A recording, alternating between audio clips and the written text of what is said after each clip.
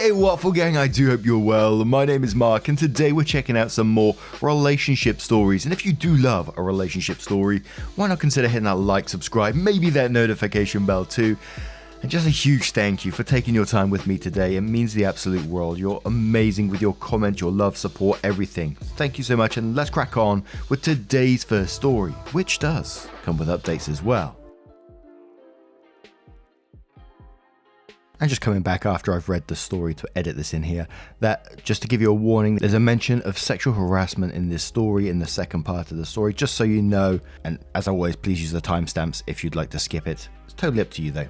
Thank you so much. It's from a throwaway account who says, my 29 male girlfriend, 24 female, tried to throw me under the bus when the police searched my house. First, I'd like to start off with some background. My girlfriend and I have been in a relationship for a bit over a year. She stays at my house about 75% of the time. We had no major problems before this point. On Saturday night, we were watching TV in the living room, and suddenly there was a loud pounding and shouting at the front door. My immediate reaction was to call the police, but after a look out the curtains, I found that it was the police. At this point, I was extremely confused. I don't sell, manufacture, or use drugs. I have no firearms in the house. I do nothing illegal online. I don't even pirate Game of Thrones. I had no idea why they might have reason to be knocking on my door on a Saturday night. I opened the door and they immediately asked for permission to search the premises. I asked why they would think that was necessary, and they wouldn't answer. In turn, I refused to give them permission. My girlfriend repeatedly said I should cooperate. I said no, and told them to show me a warrant if they want to enter the house. They then informed me that they had probable cause and were searching my place no matter what I thought about the situation, and that their asking was only a formality. The first thing they did after entering my house was pull my girlfriend and I into separate rooms and begin questioning us. I kept demanding that they show me a warrant, but apparently warrants aren't even a thing anymore because probable cause can be literally anything when your local PD is backwater and shitty enough. I refused to answer any questions. I told them I wanted a lawyer if I was under arrest. I repeat that I did not consent to any searches of my property and repeatedly asked what their probable cause was, that there was nothing readily apparent. Thank you, Breaking Bad. And that they had no right to strip me of my privacy. My girlfriend, on the other hand, talked a lot. I didn't hear much because she was in the next room, but I overheard her say this. You should check the backyard shed. I've never been in there before and I can't say what's in it. At the time, I could only think of, what the fuck is she doing? Well, the police checked the shed and found nothing. Again, I'm not a criminal. And an hour plus hundreds of questions later, left. At that point, I asked why in the world would she try to help them find criminal activity in my house, and she could only answer that she panicked and didn't know what to do. I don't need legal advice. My mother is a paralegal and knows a lot of good attorneys. She's furious about the police conduct, and she doesn't even know what my girlfriend said to them yet. I'm incredibly angry at my girlfriend for saying something so unbelievably moronic, but all she can respond to me with is, I panicked and didn't know what to do. What I need more than anything is another perspective on why a person would throw their SO under the bus like that. Does this seem like something that can be worked through, or is this just a huge red flag? And there were some relevant comments with replies from OP. So the first one, King TC said, saying, damn, this sounds super weird. It does, however, kinda depend on what they told her. If they'd said something like, we believe he has X in the house, and if we find it without you telling us, you'll be in trouble too.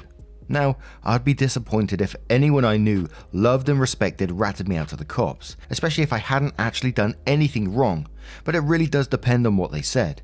As per your description, they don't sound like the best police force in the world. They could have said literally anything to her. Some people also turn to jelly when they see blue lights and a shiny badge. I have a friend who had a 20 bag hidden in his boxers and was stopped by the cops, asking for directions. Instead of just giving them the direction on moving on, he owned straight up to having the 20 bag. Don't automatically assume she was ratting you out or even thought about what she was doing. OP replied to that saying, this is what I honestly have in mind now. I can't buy that she was malicious. It really seems like she was just scared. Genji says, why the hell does everyone assume she called? You people are all going to break your arms reaching that far. I really wish people would comment based on the actual story rather than making up extra parts because it sounds more exciting in their heads. Maybe she did and maybe she didn't, but there is not one damn thing in the original post to give any indication she called the police. And OP replies saying, yeah, I think if she wanted to frame me, there would have been 1,000 easier ways than calling the police and sending them in a wild goose chase into a shed with rakes and shit. PLS says, did you ever find out what they wanted, or even if they had the right house? And OP says, not a clue. I'd ask a lot of questions, but I don't want the cops in my area to start harassing me. And we do have the update, which we're going to cover in a second, and it was from a year later.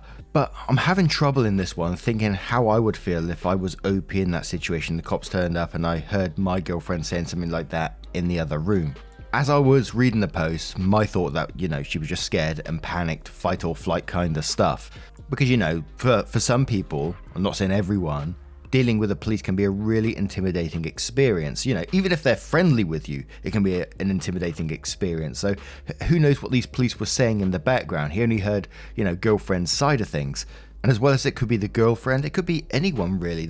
Surely, if there's no reason for the girlfriend to be setting OP up, there could be anyone else. Could be a neighbor across the road suspecting something, suspicious activity or something like that. This doesn't feel like a massive red flag to me at all. It just feels like someone panicking. Again, I could be completely wrong on that. I'm not sure how I would feel if I was OP in that situation. Feels like an incredibly strange one, but now we're going to move on to that update to see what happened next. Due to legal reasons and other life obligations, I decided against updating my opening post until it was safe to do so. I got a lot of incredibly useful information and advice from it, and for that I am truly grateful. I will link that post below, but in lieu of the new rules I have created a new account for this update. I will respond to this with my old one just to verify my identity. 1. My girlfriend and I aged a year. I am now 30 and she is now 25. This was about as much as could be expected. 2. The tip the police received did not come from my girlfriend. I mean, no surprise really. This was a giant clusterfuck. About a year before I met my current girlfriend, I was kind of seeing a 35-year-old woman. Our relationship was primarily physical in nature, but she wanted me to drop everything and move in with her. Just about everyone I knew was telling me that there was something off about her, but I thought they were judging her for her age. Then one night, when we had a fight, she chugged half a bottle of cognac and I had to call an ambulance because she was completely unresponsive. I ghosted her after this and had to ignore her pounding on my door several times. I went to the police station about a week after they raided me to file a formal complaint. I'd consulted a lawyer and he advised me that it would be a good first step if I were going to take legal action. When I filed the complaint, I tried to get information on who falsely accused me of a crime that warranted a raid without a warrant, but they wouldn't budge. My lawyer told me as much. 6 months after the raid, I heard through the grapevine that my ex, friend with benefits / girlfriend, called the police to inform them that I was cooking crystal meth in my basement. I only learned about this because a mutual friend who my ex had recently confided in spilled the beans. I figured out soon thereafter, and she had seen me with my current girlfriend somewhere, and decided I must have been cheating on her when we were still together, a year earlier. She exacted her revenge by getting me swatted. I went to the police station to file a report against her, but the person at the front desk essentially laughed me out of the building. When I consulted my lawyer, he told me it was pointless to even bother, maybe with a better PD and in a better city. 3. I was advised against trying to sue the PD. More specifically, my lawyer told me that I could sue if I wanted, but that if he were me, he wouldn't. When I asked why, he said, usually if you can prove the unwarranted search were racially motivated or based on prejudice or corruption, you could possibly win. But the police screwing the pooch was generally a weak reason. Again, maybe against a better PD in a less backwards region. 4. My girlfriend talked because of previous bad experiences. I forgave my girlfriend for over-talking to the police. Many people in the original post were entirely pitchforks up and even suggesting that she called the police, and I understand why. Some people kinda went over the line and suggested that she may have planted evidence, but some were explaining that there are people who simply freeze up with the police. Knowing her, I thought this must be the case. Months after the incident, my girlfriend sat me down and let out that a police officer had molested her when she was in her teens during a routine traffic stop. He decided she needed to be searched and used it as an excuse to feel her up. I was horrified. Before you ask, yes, I received her permission to post this detail, honestly. And when you read this post, I love you so much. 5. We moved. We moved out of Buttfuckville. We live in a larger city now, and coincidentally, my parents also had a reason to move here too. Her parents are originally from elsewhere in the country, but we are closer to them now too. One last little happy note is that we are getting married next year, and we are both incredibly excited about starting our lives together. So it turned out to be the ex-girlfriend, and I always find those situations particularly scary to think, OP was going about living their lives with their girlfriend, just cracking on with life as you do. But out there somewhere, there was someone else thinking about them, plotting against them. And I always think that's a really scary thought, to think there could be someone out there somewhere, plotting against you, disliking you so much that they go to this extent to try and get you in trouble. I'm not trying to make everyone paranoid or anything, but, I imagine it does happen quite a lot. But hey, let me know your thoughts in the comments below, and we'll move on to another story. And our next story comes from Upset Boyfriend Throwaway 1998, who says, I, 23 male, made boyfriend 20 male cry on his birthday. Before I get into this, I'm going to be using a throwaway here because my boyfriend also uses Reddit pretty often. I'm probably going to take this down soon so that he doesn't see it.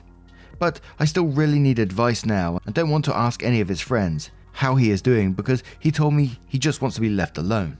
There will be a TLDR at the bottom because this post is going to be pretty long, so warning in advance, thanks. So my boyfriend had his 20th birthday last Saturday. We've been together officially for 7 months now, but we've been talking about hooking up for around 10. To be honest, the news caught me by complete surprise. In my family, we would always throw big parties for each other and invite all of our family. It got to the point that we would be working on it at least a week or two in advance, and we always worked hard to make everything about it perfect. I love planning family parties and tend to be really on top of this stuff, so I was really surprised when he just mentioned his birthday in passing to me like it was no big thing. I asked him if he had any plans or if he wanted to do anything special for it, but he told me that he didn't really want to. I asked him if maybe his parents were going to do anything with him, and he got really quiet. I felt sort of confused by this for a number of reasons. He's in general a very outgoing person and loves talking and hanging out with people, but when it comes to personal details about himself, he tends to clam up. Ever since finals last semester, he's been really down. He keeps telling me that everything is fine, but his actions speak louder than his words. Anytime that I asked him if something was wrong, he would just brush it off as a mild seasonal depression, or just dealing with a cold or some other excuse. He would perk up after that, but it felt like he was only doing it so I wouldn't worry. I wanted to do something nice for him, especially since he seemed a little upset after the holidays, so I subtly hinted to him that I wanted to go somewhere special. I told him that it could be just us if he didn't want to worry about inviting a ton of friends. He's an ambivert, so sometimes he's super outgoing with people, but other times he just likes to be on his own. He seemed to be okay with this, so we set up a plan for his big day. We ended up planning to go to this really nice sushi place. He told me he's never had sushi before, and then we would go out and eat cheesecake for dessert. Afterwards, we planned to spend the night at my apartment and binge watch some movies that he likes. He really seemed to like this plan, and he told me that he was looking forward to it. The week before his birthday, I could tell he was feeling at least a little bit better, and he told me that he was very excited for Saturday. I was honestly just glad I was finally able to cheer him up. Eventually, Saturday came around and we met up at my place around 3:30. Immediately I could tell that something was off about him. He didn't really want to make eye contact with me, and his face and cheeks were red. It looked like he had been upset and crying earlier, but I didn't want to say anything or point anything out. I mean, I get it. Everyone gets upset around the holidays or birthdays sometimes. It's no big deal. After hanging out in my apartment for about an hour or two, we decided to go on a walk around our city before going to the restaurant. After walking downtown around for 30 minutes, we took my car to the sushi place and sat down for dinner. The restaurant was great, and he told me that it was some of the best food that he had ever had. After we had both finished eating, we talked for a while about how he was doing. He told me that he was always getting pretty upset during the holidays and his birthday, but he was glad that we were out doing this. I told him that I was happy, that he was happy, and that he could tell me anytime if something was wrong. I could see tears welling up in his eyes, but he quickly wiped them away, and everything seemed to go back to normal. After dessert, we both got into my car, and I told him that I wanted to talk to him about something serious.